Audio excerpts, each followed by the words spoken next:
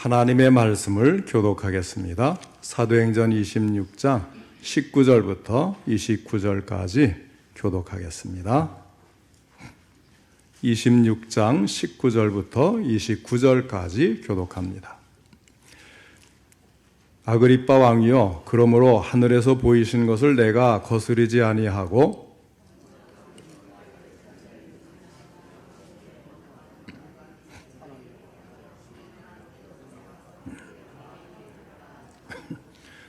유대인들이 성전에서 나를 잡아 죽이고자 하였으나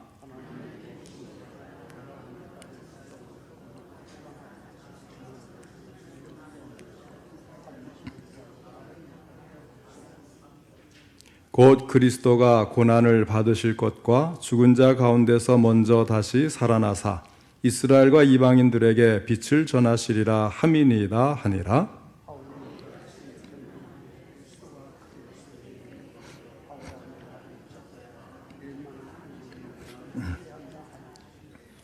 바울이 이르되 베스도 각하여 내가 미친 것이 아니요 참되고 온전한 말을 하나이다.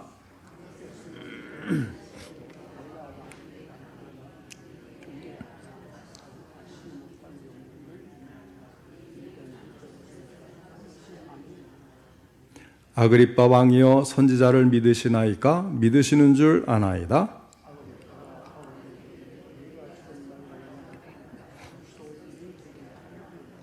다 같이 읽겠습니다. 바울이 이르되 말이 적으나 많으나 당신뿐만 아니라 오늘 내 말을 듣는 모든 사람도 다 이렇게 결박된 것 외에는 나와 같이 되기를 하나님께 원하나이다 하니라. 아멘. 이 시간에는 아그리빠 왕을 전도한 바울이라는 제목으로 함께 말씀을 듣겠습니다. 먼저 하나님께 기도드리겠습니다. 사랑이 많으신 하나님 아버지, 이 시간에도 귀한 말씀 주시니 감사를 드립니다. 이 말씀을 통해서 저희들에게 들려주시고자 하는 하나님의 음성이 들려줄 수 있도록 전할 때도 들을 때도 성령님이 함께 하시고 도와주시옵소서. 예수님의 이름으로 기도하옵나이다. 아멘. 앞에 사도행전 25장 23절부터는 바울이 아그리빠 왕 앞에서 신문을 받는 내용이 기록이 되어 있습니다. 그곳에 모인 사람들은 군대와 민간인의 고위직에 있는 사람들을 비롯해서 베스도 총독과 귀빈으로 참석한 아그리빠 왕과 그의 여동생인 버니게 같은 사람들이 있었습니다. 이들은 25장 23절에 보면 크게 위엄을 갖추고 이렇게 말씀하는 것으로 보아서 아마도 화려하고 찬란한 왕의 위엄을 보이는 모습으로 나타난 것을 알 수가 있습니다. 그곳에 모인 사람들은 각각 다른 생각을 가지고 모여 있었습니다. 먼저 유대인들은 바울을 살려두지 못할 사람이라고 생각하면서 증오심에 불탔고, 베스도는 로마 황제에게 보고할 자료를 얻으려고 했고, 아그리빠는 호기심을 가지고 유명한 죄수인 바울을 보고 싶었을 것입니다. 그러나 바울의 생각은 전혀 달랐습니다.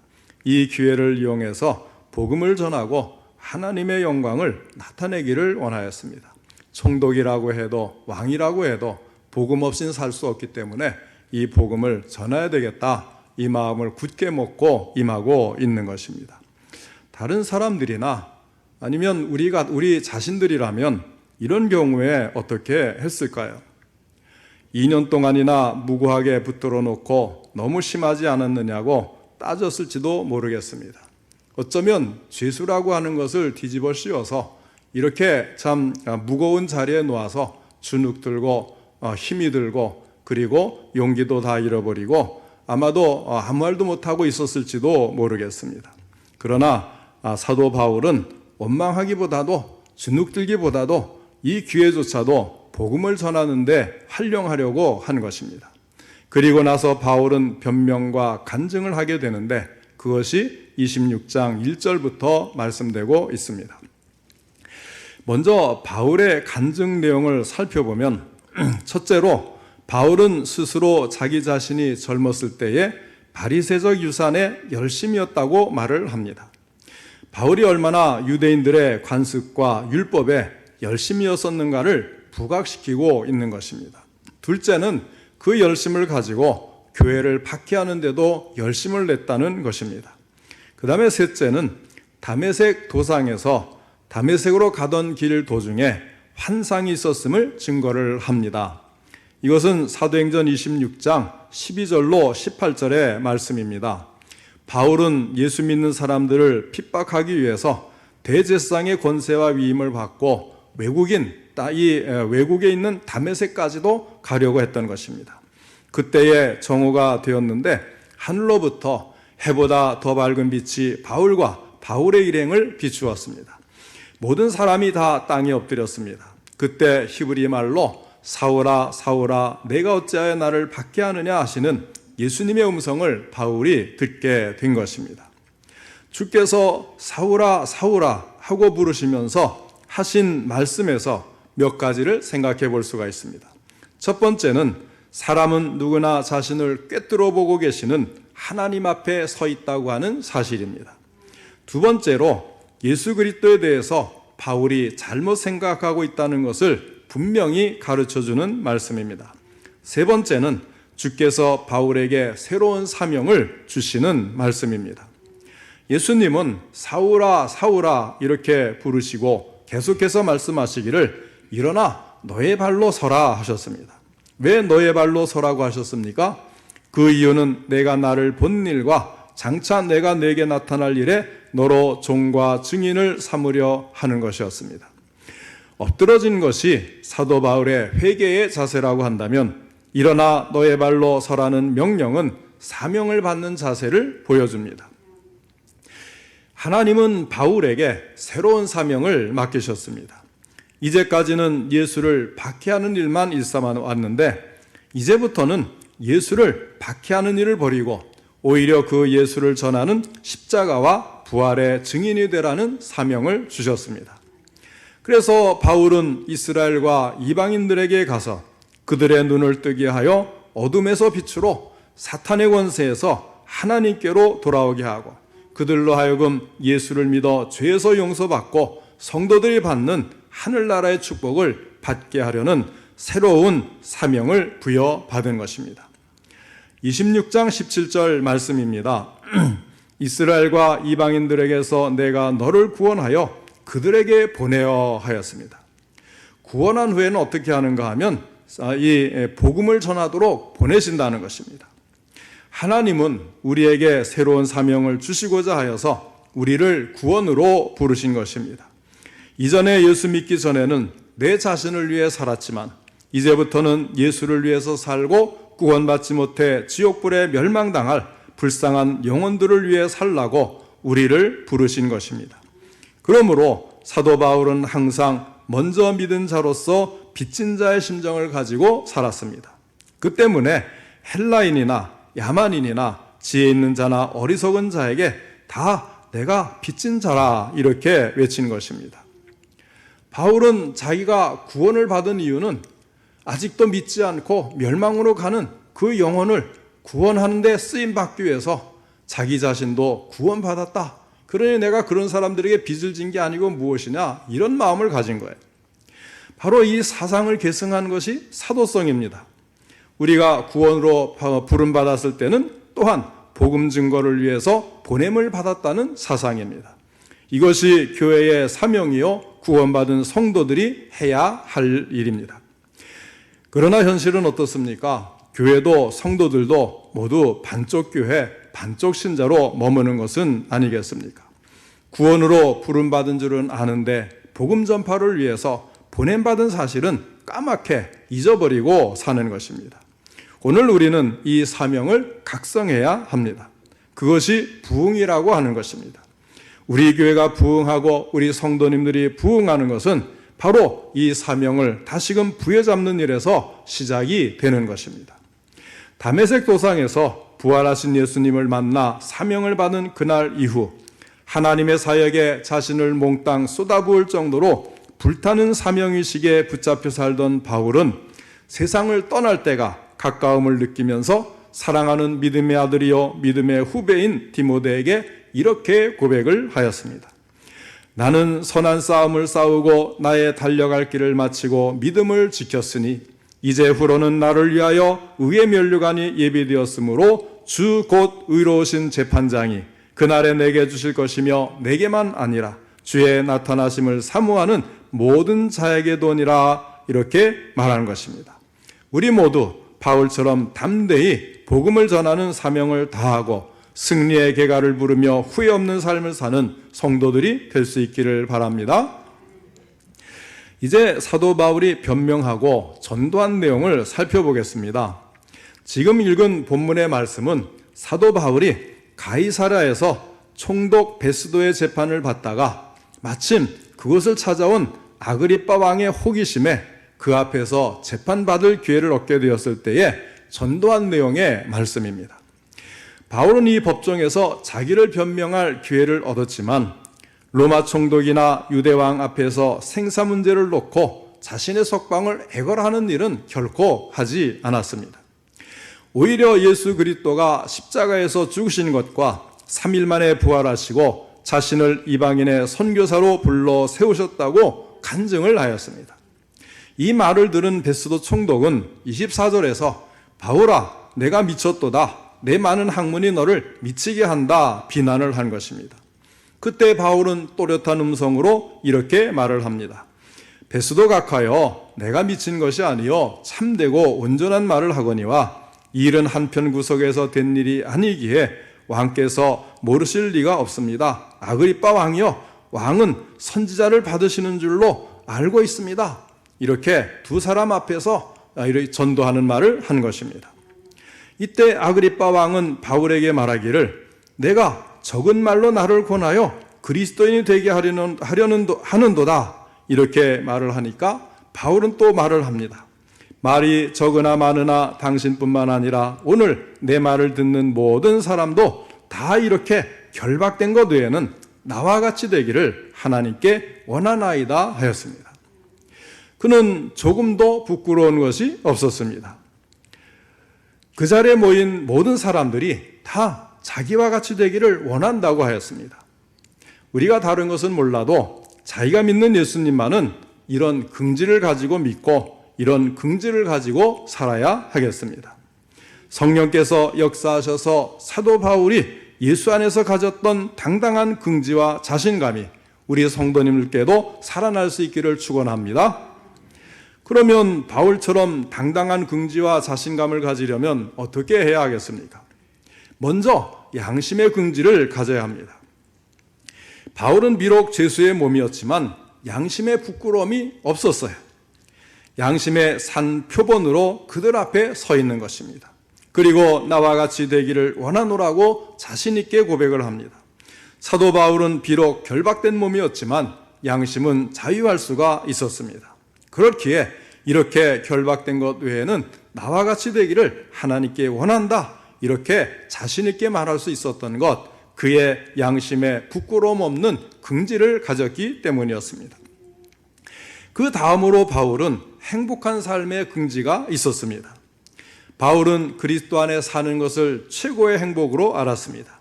그는 고난을 당하고 매맞고 옥중에 갇히고 사슬에 매이고 억울함을 당해도 그냥 행복하기만 하는 거예요. 바울은 빌립보 감옥에 갇혀서도 찬송을 불렀고 로마로 가는 도중에 지중해에서 유라굴로라고 하는 겨울 광풍을 만나 배가 깨지고 난파되었어도 그 마음에는 언제나 행복의 노래가 있었던 것입니다. 바울의 행복은 밖에서 찾지 아니하고 그리스도 안에서 찾았습니다. 그리스도를 만난 이후에는 너무나 많은 것을 얻고 누리고 행복하기에 세상의 모든 것들이 다 배설물처럼 보일 정도였습니다. 바울이 사슬에 매이고 죄인으로 억울하게 취급되어도 행복할 수 있었던 것은 하나님께서 자기에게 베푸신 은혜가 너무 크기에 감당할 수 없다는 생각 때문이었습니다. 우리가 그렇잖아요. 우리가 예수 믿고 천국 소망을 가지게 되면 참 때로 어려운 일이 당하고 가진 것이 너무나 없어서 다른 사람과 비교가 되는 그런 상황에서도 주님 때문에 우리는 기뻐할 수 있고 행복할 수가 있는데, 참 우리가 예수를 믿는다고 하면서도 막상 그런 일을 닥치면 그걸 다 내려놓는 것 같아요. 나쁜 것을 내려놓는 게 아니고 좋은 것을 내려놓는 겁니다. 하나님의 보장과 또 우리에게 주시는 그 만족감과 그리고 또 모든 평안과 하나님이 예비하신 모든 것들을 그냥 다 내려놓고 현실에 다시 눈을 뜨게 되면 모든 게 원망스럽고 불평을 해서 과연 그리스도인인가 싶을 정도로 거친 말이 입에서 나오는 경우를 너무 많이 보는 겁니다. 이 바울은 어떤 경우에도 자신의 그 행복이 없어지질 않아요. 왜? 세상에서 주는 행복이 아니고 예수 그리스도 때문에 주시는 그리스도 안에서 얻은 행복이니까 감옥에서도 쇠사슬에 묶여도 또 이제 힘 있는 사람 앞에서 재판을 받아도 조금 더 흔들림이 없는 거예요. 바울은 디모데전서 1장 14절로 15절에서 이런 고백을 했습니다. 우리의 주의 은혜가 그리스도 예수 안에 있는 믿음과 사랑과 함께 넘치도록 풍성하였도다. 믿보다 모든 사람이 받을 만한 이 말이여 그리스도 예수께서 죄인을 구원하시려고 세상에 임하셨다 하였도다. 죄인 중에 내가 괴순이라. 자기 자신은 죄인 중에 괴수요 사슬에 이대로 매어 죽어도 감사요 받은 은혜가 족하기에 그저 행복하기만 하다는 고백인 것입니다. 이 시간 누구든지 곰곰이 생각하면 받은 은혜가 다 크다는 사실을 알 수 있을 것입니다. 지금도 바라는 것이 많고 구해야 될 소원이 많이 있으십니까? 그저 우리는 이대로도 주님 때문에 행복하고 구원 때문에 감사하고 우리가 장차갈 천국 때문에 늘 마음의 기쁨이 있는 우리 성도님들 되시기를 바랍니다. 그 다음에 세 번째로 사명의 긍지가 있어야 합니다. 사도 바울은 비록 죄수의 몸으로 사슬에 묶였지만 나에게 불의한 죄가 있어서가 아니라 양심에 거리낄 만한 게 있어서가 아니라 주님께서 나에게 맡겨주신 사명 때문에 자신이 그 자리에 그렇게 묶여서 재판을 받는 이런 사실을 자랑스럽게 지금 말하고 있는 거예요. 바울은 사명 때문에 받는 고난은 미래에 상받을 표적이고 지금 당하는 핍박은 오히려 마지막 날 면류관으로 바뀌게 될 것임을 너무나 잘 알고 있었습니다. 바울은 지금 이렇게 죽어도 족하게 생각했고 더 없는 영광으로 생각을 하였습니다. 사명 때문에 고난을 받는 것도 자랑이요 죽는 것도 영광이라는 마음가짐이 그리스도인의 긍지인 것입니다. 우리의 삶은 사명의 최고의 가치를 두어야 할 것입니다. 이는 영원한 미래를 약속하는 소망이기 때문에 그렇습니다. 사도 바울이 내가 쇠사슬에 매인 것을 제하고는 다 나와 같이 되기를 바라노라고 한 이 말씀 속에는 복음 때문에 당하는 어떤 수치나 능력이나 고난이라도 모두가 다 자랑스럽게 여긴다, 그런 뜻이 들어있는 것입니다. 사람은 저마다 자랑할 것이 있어야 합니다. 자기 삶에 자랑스러운 마음가짐을 우리는 긍지라고 이야기를 하지요. 자랑할 것이 아무것도 없으면 대단히 불행한 삶이 되고 마는 것입니다. 그러나 사랑하는 성도 여러분, 그리스도인들의 삶의 긍지는 그리스도인다워야 하지 않겠습니까? 세상 사람들이 돈을 자랑한다면 우리는 비록 가난해도 자족하며 사는 것을 자랑할 수 있어야 합니다. 항상 그 친구들을 만나도요, 또 가까운 사람을 만나도 가난해 보이질 않는다. 저는 이 말이 왜 그렇게 좋은지 모르겠어요. 그 사람들 눈에는 가난하게 보이질 않는 거예요. 왜? 내 마음속에 예수 그리스도가 있기 때문에. 목회만 한 사람이 무슨 돈이 있겠어요? 그런데도 돈 많은 친구들이 너는 가난해 보이질 않아. 어쩌다 그런 말 한번 들으면요, 얼마나 기쁜지 몰라요. 우리가 가진 것에 자족하고 감사하고 정말 그것조차도 자랑할 수 있어야 되겠다 싶어요. 세상 사람들이 남을 다스리는 권세를 자랑하면 우리는 낮은 자리에서 섬기는 종의 생활을 종의 생활을 자랑할 수 있어야 되는 것입니다. 세상 사람들이 생을 향락하는 것을 자랑하면 우리는 경건하게 살고 있는 삶을 자랑할 수 있어야 합니다. 오늘 본문에 나오는 사도 바울은 삶의 긍지가 그리스도 안에 있었고 모든 자랑과 영광도 그리스도 안에 있는 사람이었습니다. 이 세상에 주를 위해 살고 복음을 전하는 사명 때문에 후회한 자가 없습니다. 이제 우리는 바울처럼 미쳤다는 소리를 들을 정도로 우리의 신앙이 뜨거워져야 하겠습니다. 바울처럼 내가 믿고 있는 신앙생활을 어느 경우 어떤 사람 앞에서든지 자랑할 수 있는 마음, 그런 긍지를 가지고 살아가는 우리 성도님들 되시기를 바랍니다. 그렇게 해서 나와 같이 되기를 원하노라, 이런 긍지가 있는 신자들이 되시기를 주님의 이름으로 축원합니다.